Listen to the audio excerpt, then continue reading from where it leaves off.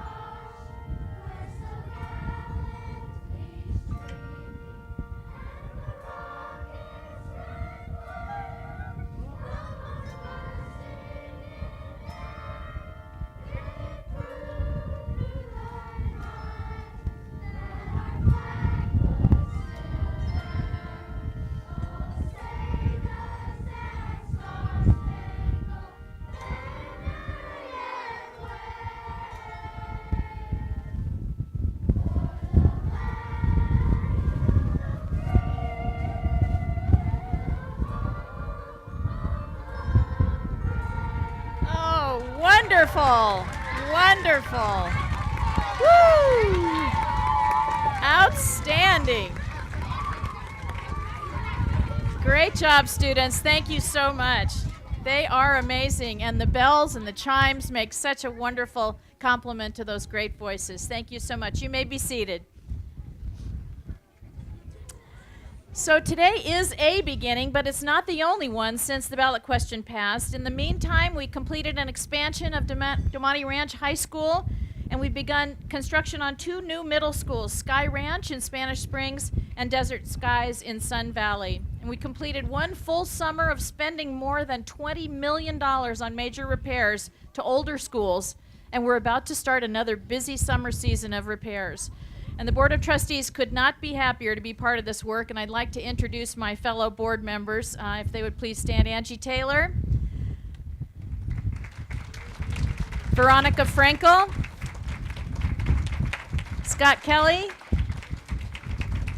Melina Raymond, John Mayer, and Dr. Deborah Feemster. And they are hardworking on your behalf, and believe me, this is a great day for them too.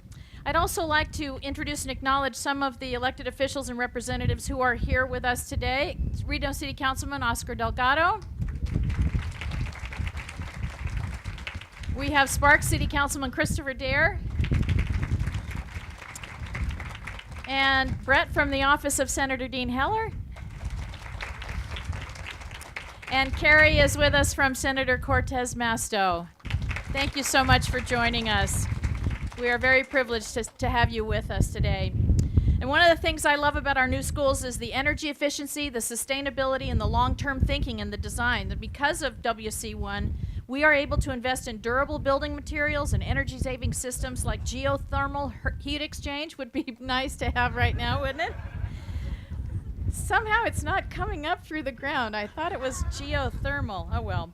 And natural light with bulbs controlled by photosensors and built-in solar capabilities. And of course, the capital funding to build these schools cannot be spent on salaries or other operating expenses. But these smart investments in efficiency and sustainability will save operating funds over time and lower energy costs. And that's another way that our buildings and WC1 can contribute to the sustainability of our district as a whole. From a sustainable community perspective, we designed to maximize locally sourced materials, and we're glad to have a local general contractor and 81% local subcontractors. In total, around 400 good-paying, skilled trades jobs are coming from this project, and we love to see that. And thank you also to H&K Architects for working with us on this design. Thank you Q&D Construction for working through that process with us as the general contractor. And for this project, we used a construction manager at risk, or CMAR process, that will save us money, get us a better building, and make sure this building is built on time.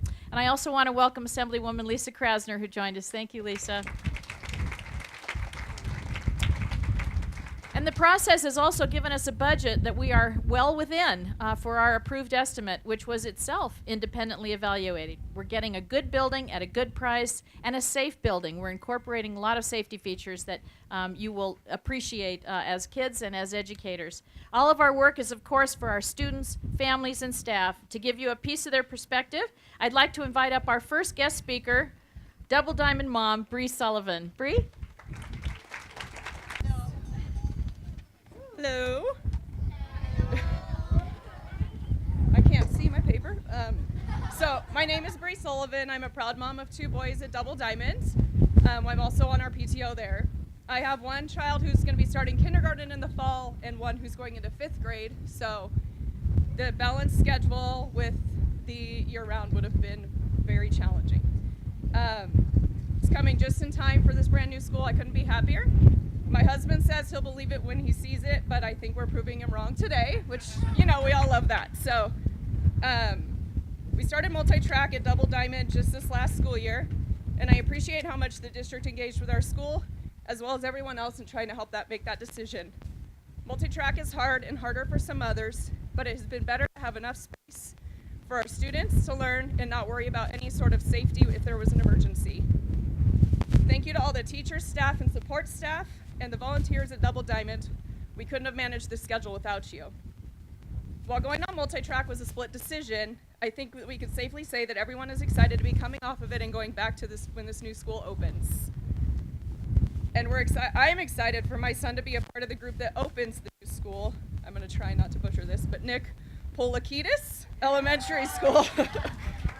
I'd like to thank the Washoe County School District. The district said that the new elementary school in South Reno was a top priority, and here we are less than 1 year since the passing of WC1, celebrating the construction work that's already in progress. We are a few years away from there, but I also saw the expansion of the high school where Zone 4 Damani Ranch has already been completed as promised. Thank you to the community for investing in our students, and thank you for the school district coming through on your promises. Thank you. Ooh, okay, thank you, Bree. And of course, we couldn't be here without so many community supporters fighting for us. And I'd like to thank everyone who was involved in the SOS Washoe campaign, including you, Richard J., and all the families in this area, especially who got involved in SOS or with the school district as part of a school overcrowding management plan or SOMP teams. Let's give all those folks a great round of applause.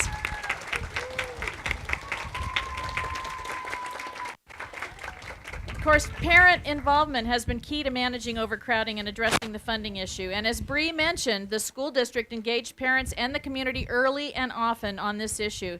To talk more about that and assume the MC duties from here, I'd like to introduce someone who was more than involved in that effort, our Superintendent, Tracy Davis. Thank you, President Holland. I am happy to be at this site. When we think about our commitment, this is our commitment in action. And can I just say to the boys and girls, as a former teacher and principal, you are doing an amazing job while the wind and the rain's coming. So thank you so much. Shout out to the teacher and the principal. Thank you, thank you, thank you. Okay, so I know we're really happy to be able to build this school. We wanted this school for a long time. This school was actually planned a decade ago, but those plans were put on the shelf when the recession hit. and we lost revenue, and we lost enrollment. Brown and Double Diamond were on multi-track and then off, and of course, Double Diamond then went back on. So back, on, off. And we know what problems that happen with parents at our schools when that happens to them. I am so happy to say now with the passage of WC1 and building this school and others after that we can get off the merry-go-round. When this school opens, we are done with multi-track. Yeah, cheer, that's important. I like the idea that you guys are singers and cheerleaders. That's awesome. All right, okay, here I go. Capital funding, the money to repair and build schools was the problem, and one that had troubled us for decades. The district worked hard, and they educated the community on this issue. I want to thank everyone at the district who was a part of that outreach, whether it was making presentations or creating flyers or making the data gallery. It was a major team effort on the district's hand. And also, it was important for us to educate the community, but not advocate about what we call our two further paths forward, with and without WC1. None of those efforts, however, would have been possible without the first group we had to educate, PSORN, the Public Schools Overcrowding Repair Needs Committee. This was an independent volunteer group that put together the ballot question, but not before they dug deep into our funding projections, needs, and alternatives. You name it, and they asked us. Washoe County Commissioner Marsha Burke-Bigler, who served on that committee, sends her apologies. She had a last-minute conflict. In her place, though, I'd like to invite my very good friend who just had a baby boy who will be going to a Washoe County school soon, to come up and speak in her place. Mr. Shaver was the vice chair of PSORN, and here you go. And it gives me great pleasure to introduce Dylan Shaver to you. Thanks so much for having me here today. I was the vice chair of the Public School Outreach or Overcrowding and Repair Needs Committee. And to be honest, that was one of the proudest things that I've ever been able to work on in this community. And it's a great honor to be here today. As the superintendent mentioned, we did take our role as coming up with a ballot question very seriously. When you're asking the voters to approve, hundreds of millions, maybe $1 billion for construction, you have to take that very, very seriously. You have a duty to the voters, to the electorate, and to your community to make sure that pays off. So we dug very deep, as she said, uncomfortably so at times. And we came up with something that we thought the community could really be proud of and show up at the ballots last November and vote yes. And they did so not just by a little bit. They passed this pretty overwhelmingly. And I think that the credit to that really goes towards the school district. We made it very hard on them before we voted. We wanted to make sure we saw all of the costs, all of the property tax projections, all of the sales tax projections to make sure we were really making the right decision. We even worked with the superintendent and her team to build a committee to oversee these funds and make sure they got spent in the way they were supposed to, the Capital Funding Protection Committee. And I have to say, Madam Superintendent, that every step of the way, we were asking you to promise more and more, and every step of the way you've delivered on those promises. Thank you so much to the Washoe County School District. Thank you to you for doing exactly what you said you were going to do and making these things happen on the right timeline. Thank you.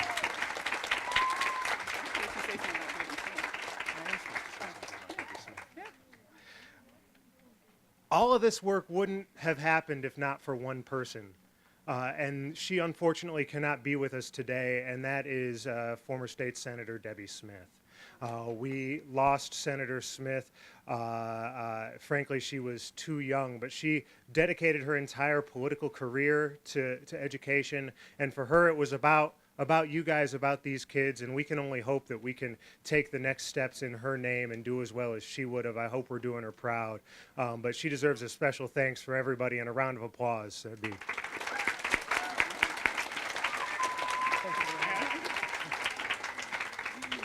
Thank you so much, Dylan. We're not building just to build, but to support our students and the staff and provide better and better places for teaching and learning. This is something understood well by the man this new school is named after. Through a community process, the Board of Trustees voted to name this new school for a beloved former administrator in our district, Nick Poulakidas. While Mr. Poulakidas passed away over 30 years ago, his service to our students will be memorialized forever with the dedication of this school.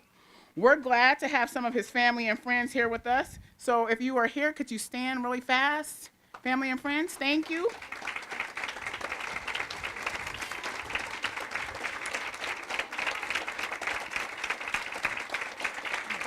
Thank you for coming out today, and thank you for supporting Mr. Poulakidas in this journey.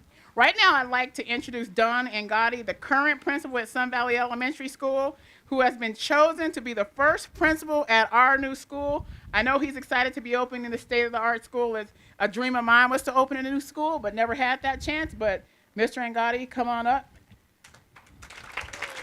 So students, this might be your new principal one day. Thank you, Superintendent Davis. Thank you for inviting me to speak today. As Superintendent Davis mentioned, I'm currently the principal at Sun Valley Elementary School. I'll miss that school, but I'm excited to see that those students will get to open a brand new middle school in their community at the same time I get to open Nick Poulakidas Elementary School. Since moving to Reno in 1989, I've lived in the south part of town, and I've seen the growth. Back in 2002, as a sixth grade teacher, I helped to open Double Diamond Elementary School. Over the course of the past 16 years, I've seen firsthand how much this community has needed another elementary school due to overcrowding, and this school is going to be amazing. Opening a brand new school to relieve overcrowding and multi-track calendars is exciting for the South Reno community. I'm thrilled to be the leader of this new school and to set the expectations for now and the future. I'm excited at the opportunity to get to build relationships with all of you, work with your children, hire the teachers and staff, and set the mission and vision that will make this school great, and it will be great. Over the course of the next few weeks, I'll be sending out a survey to solicit input as to our school colors and mascot. I will also be reaching out to parents and community members to establish a mission and vision statement that will guide Nick Poulakidas Elementary School. In closing, I'm excited that together we'll get to learn all the new aspects of our school, expose our students to state-of-the-art technology, and provide students 21st century learning competencies that will make each child college and career ready. Thank you, and I look forward to the future of Nick Poulakidas Elementary School.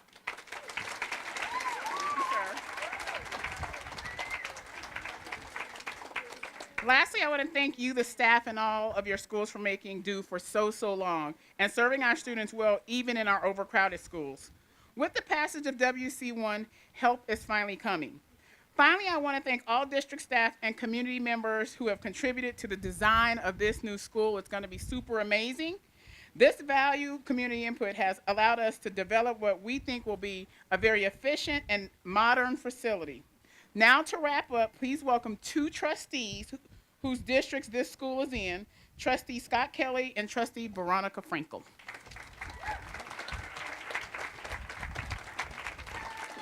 Good afternoon. I'm Scott Kelly, the district representative for the school.